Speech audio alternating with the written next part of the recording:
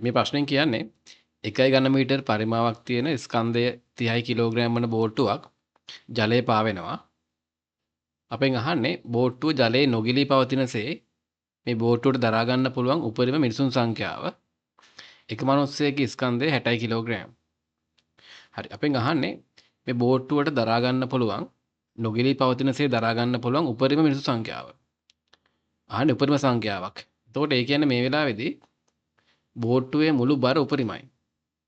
බෝට්ටුවේ මුළු බර උපරිමයි කියලා කියන්නේ මේ වෙලාවේදී බෝට්ටුව මත ක්‍රියාත්මක වෙන උඩුකුරු තෙරපුමත් උපරිමයි.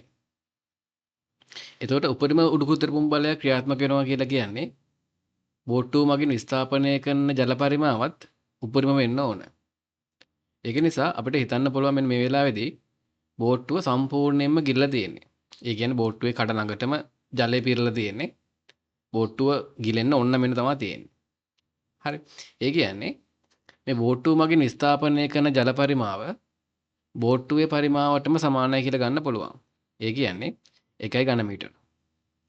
හරි. එහෙනම් දැන් මේ බෝට්ටුව කොහොම හරි ඉපිලෙනවා.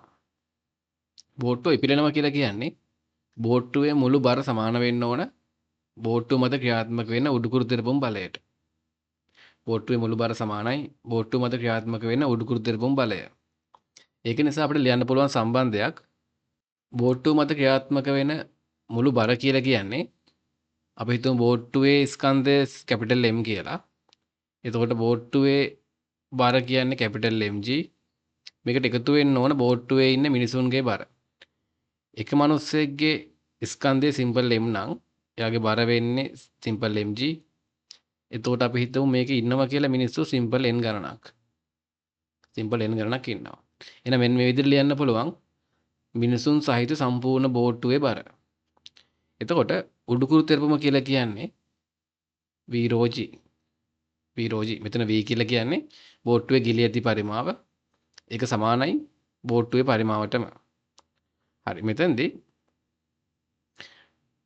අපි දත්ත ආදේශ කරොත් කැපිටල් MG කියලා කියන්නේ බෝට්ටුවේ බර. ඒක 300යි නිව්ටන්. මේකට එකතු වෙන්න ඕන n වාරයක් එක මිනිස්සෙක්ගේ බර ස්කන්ධය 60යි නම් බර 600යි.